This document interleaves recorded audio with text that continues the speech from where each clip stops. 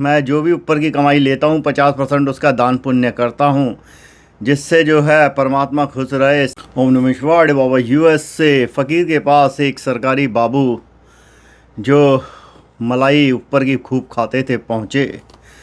उन बाबू ने कहा, फ़कीर ये लो, मैं इतना सारा चढ़ावा लाया हूँ तुम्हारे लिए, क्योंकि मेरी तो एक आदत है, मैं जो भी ऊपर की कमाई लेता हूँ 50% उसका दान पुण्य करता हूँ, जिससे जो है परमात्मा खुश रहे, शिव खुश रहें, शिव को ये ना लगे कि मैं अकेला ही सारी दूध मलाई खा रहा हूँ। फ़कीर हंसने लगा। फ़कीर ने कहा, तुम ये तो आए नहीं हो बताने, बताओ तुम्हारा सवाल क्या है। अब इस सरकारी बाबू ने कहा, ये बताओ कि नर्क मुझे अकेले जाना पड़ेगा अगर गलती से मैं गया, मेरे ये पुण्य जो है पाप पे भारी ना पड़े और मेरे पाप पुण्य पे भारी पड़ गए, या मेरा परिवार भी जाएगा। फ़कीर ने कहा, एक काम कर, एक तो तू ये सारा सामान यहाँ से ले जा, दूसरा अपने परिवार के पास जा और कल मेरे पास लौट गई उनसे ये सवाल पूछियो।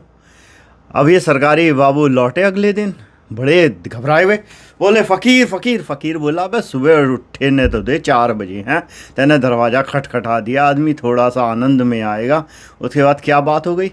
बोला, मेरे परिवार वाले तो बिल्कुल ही एकदम वो निकले, जिन्हें मैं अपना समझा था उन्होंने मुझे क्षण में पराया कर दिया।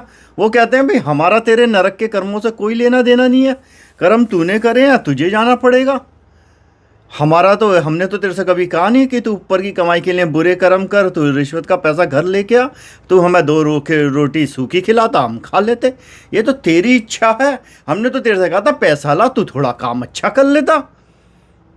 फ़कीर ने कहा मुस्कुराते हुए, ये कोई वैकेशन तो है नहीं बाबू जहाँ तुम्हारा पूरा परिवार तुम्हारे साथ जाएगा, ये तो तुम्हारी धृतराष्ट्र बुद्धि थी जो तुमने करा, उन्होंने तो कभी कहा नहीं, और सबको ये ज्ञान हो नहीं पाता, अब तुम्हें ये ज्ञान हो गया है, अब ये तुम्हारी यात्रा होगी। और दूसरा, ये जो पैसा लाते तुम तो मुझे आज भी भिखारी नज़र आते हो।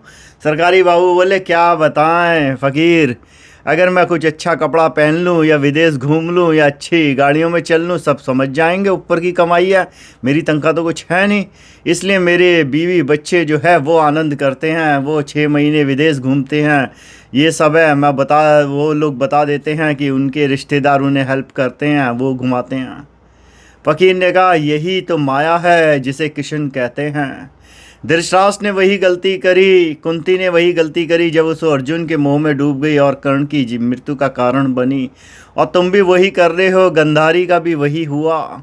तो इच्छा तुम्हारी है, तुम्हारा नर्क जाना तय है, ये मैं बता सकता हूँ।